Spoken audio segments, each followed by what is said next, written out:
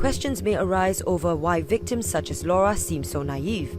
The answer lies in scammers' careful analysis of targets and their needs, and then manipulating them accordingly. I speak to police psychologist Carolyn Misser, whose job is to get into the minds of scammers.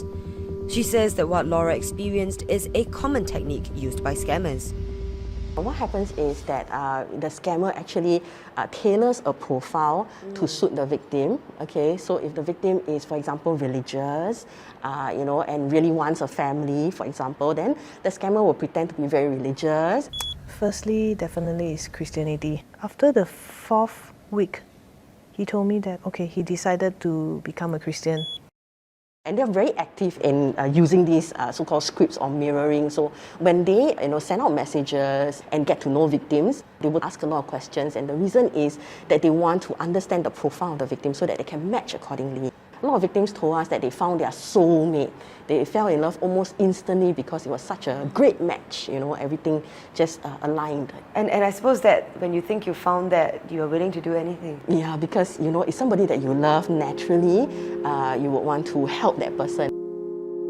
When we've looked at the literature, both internationally and our own local research, really anybody can fall prey to scams. Professors, lawyers, banking people, even though they know the industry well in that sense. What are some vulnerabilities that these scammers are tapping into? Is it our isolation? Is it our need to be loved? Different scams would take advantage of different vulnerabilities. For example, in loan scams, the scammer would offer very cheap interest rate, very little documents are needed. You can get your loan very quickly, but you need to transfer this processing fee first. That's when I went to find a personal loan on the internet. That person keep saying that, we need to have opening accounts, we need to have registration, administrative fee, all those things. Laura has fallen prey to a fake website on Google. The website impersonates a real loan company. Such spoofed sites are becoming more common, with technology allowing the pilfering hands of scammers to reach even farther.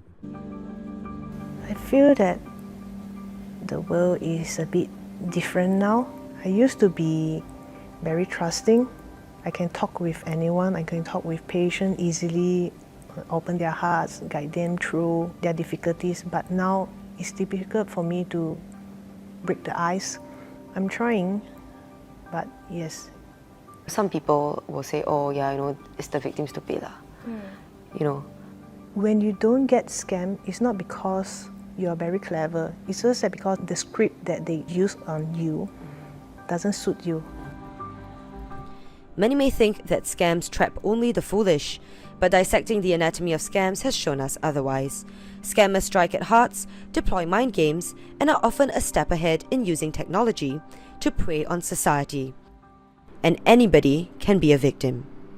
Victims are actually not stupid. They are actually human, and that is our only flaw, I guess.